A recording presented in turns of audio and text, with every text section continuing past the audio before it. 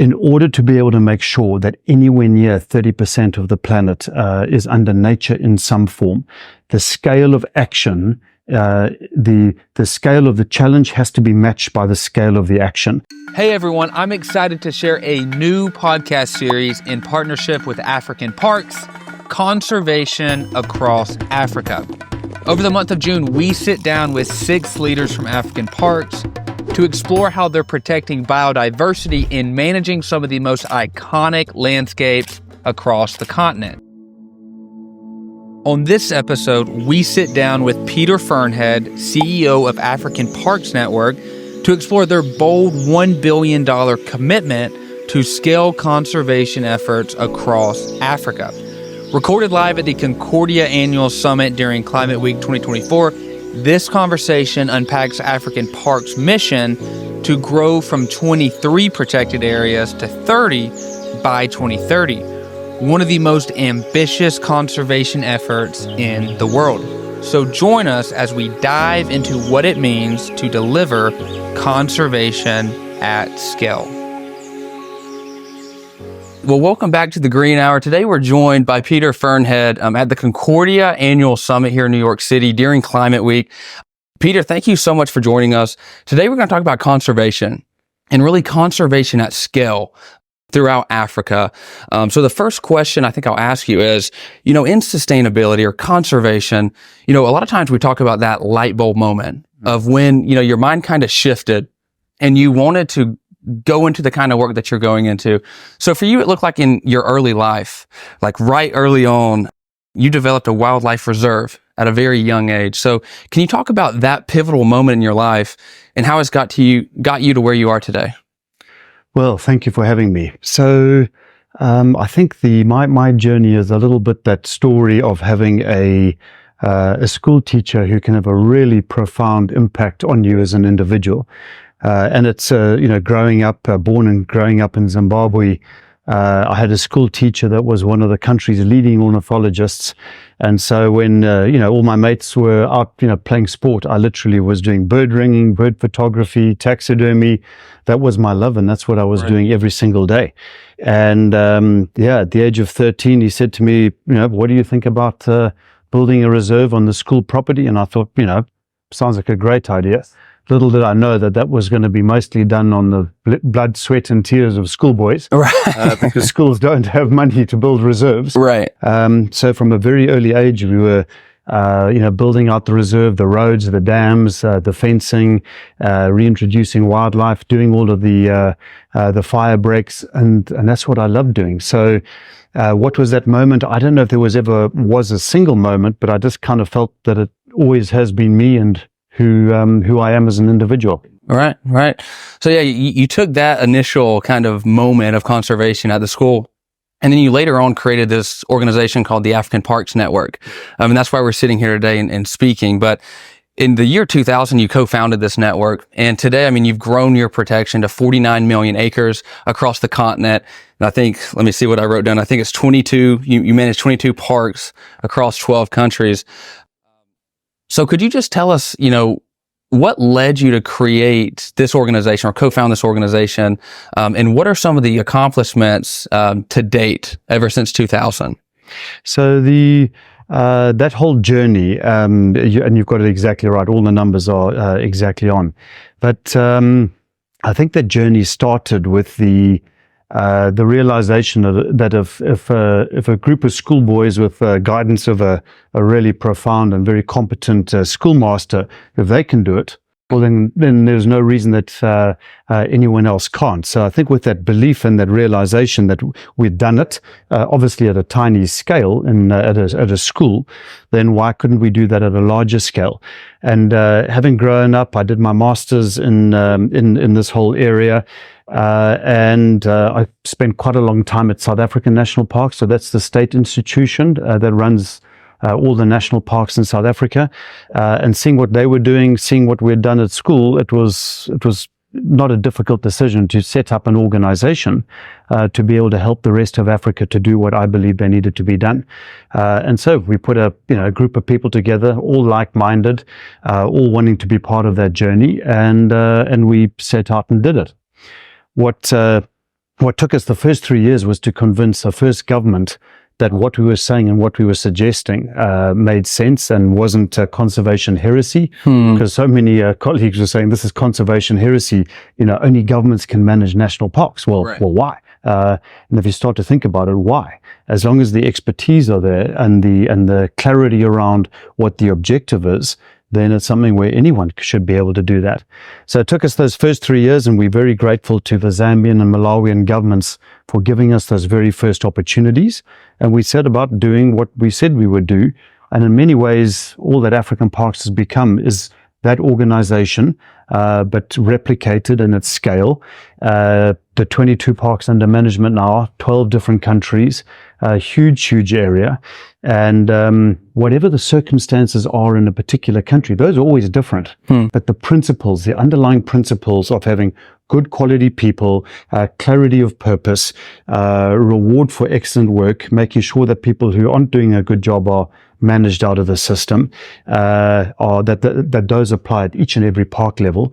And then equally, to make sure that the overall governance structure per park is in place, that the relationships with communities around the parks, that they equally are buying in to what we're doing. Because in as much as a government can give us a mandate to be able to manage one of their parks, what we call the de jure relationship, the de facto relationship is with communities. So they also have to buy into what you're going to achieve. And when you bring that together with the right amount of resourcing and the funding that's necessary to be able to make these things happen, it happens. And it's not that difficult to make it happen. Right. So again, those numbers, 22 parks across 12 countries. Took you that first 3 years to kind of get the government to say, look, you can do this, right? And then you've grown it this much, which is pretty incredible. And then actually today, you're having an announcement, I think later on today, on a $1 billion initiative to scale conservations even further across the continent. So growing from 22 to 30 areas. So this is right in line with the United Nations 30 by 30 biodiversity goal. And it's just incredible. It's incredible to think about $1 billion that's going to be given to conserve even more land. So, I'll just cue it up and ask, could you talk about this initiative, this big initiative that's coming today, and what it means for the continent of Africa? Yeah. So that commitment of $1 billion is a little bit of we know what needs to be done.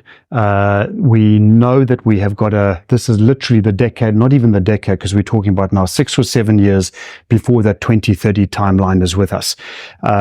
And in order to be able to make sure that anywhere near 30% of the planet is under nature in some form, the scale of action, the scale of the challenge has to be matched by the scale of the action.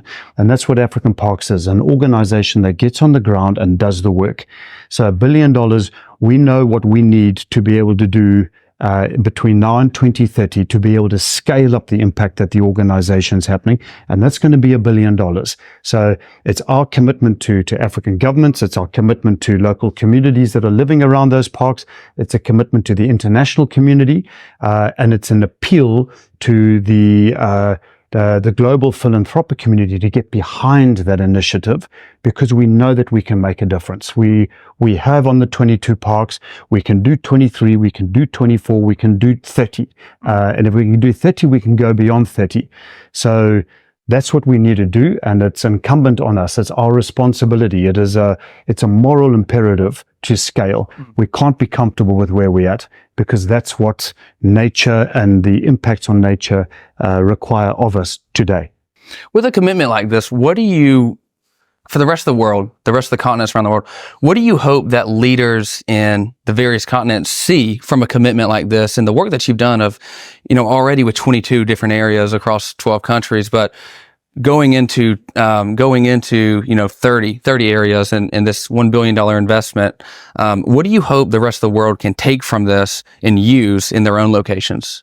So to do what we do as an organization, as African Parks, we can only do what we do because we have relationships with governments that are saying we are committed to this 20 by 30 objective. We need help. We can't do it on our own. So African Parks, please come and help us. So we've got 12 African governments that have said we need help. We want to get on the road and meet our obligations to the international community. So 12 governments, by committing to us, and by our reciprocal commitment to them, are saying, we're on the road, we're about action, we're about making this happen. And I think that if every government, whether it's in Africa or where it's elsewhere, if we want to be able to make this commitment happen, there has to be a commitment to action, and action costs money. And there has to be the funding flow behind those who are making the difference on the ground. So when you talk about action, I mean, one question I would have when looking at, tracking the success of conservation, in my head, I'm like, how do you even metric it? How can you look at all these different areas that you're protecting and ensure that, what's being said, like you said in the beginning, is actually happening? So what kind of metrics are in place? How do you track just the work that you're doing? So we have a metric system. I think we've got 180, 200 different metrics that are tracked across every single park. And those are obviously at the input level, because the input level creates an output, an outcome, and eventually an impact. So all of those metrics are over those 4 different areas. But ultimately, it's about making sure that the key impacts are making sure that the areas remain intact. The key wildlife species are all on the increase, obviously to a point, because then it kind of tapers off, and to make sure that local people are benefiting from that commitment. We have to remember that these huge areas of land represent a massive opportunity cost to the government and to the local people. And therefore, we've got to make sure that these areas are an economic asset to the country, even though there might be a financial liability to us. Right. And that's why we have to fundraise for it. And so the metrics cover all of those. Yeah, and sustainability, we talk about if you can bridge the economic and the environmental together, then you can find a solution. And a lot of people can't really go against that. So making it financially viable, again, making it doable for the actual areas, socially as well, is a big thing. So I just applaud you and applaud the work of your team and what you're doing, because I mean, we're sitting here in the United States right now, and I think that we can take this as a case study into things that we're doing. Well, I hope that's the case. And just to be clear, there is nothing that we do that is perfect. Every single day is a day that we make mistakes and we learn from them. And that's important, because then tomorrow we can improve and the day after improve. So I think the way that we do things today compared to maybe 20 years ago, the quality of the operations, the professionalism behind it, is amazing.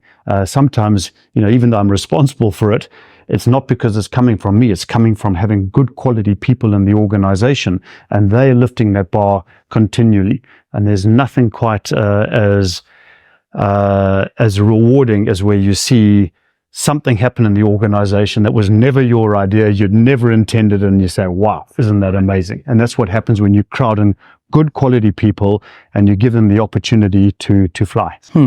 So I guess the final question and final piece I would ask, with this $1 billion initiative, I mean, now we understand what's going to happen, right? We're going to protect more areas, I think 8 more areas. I don't know how many countries that's over, but I know it's going to be 8 more areas. But for all the people listening, I mean, we could have people listening from any continent. We could have people, young people, older people.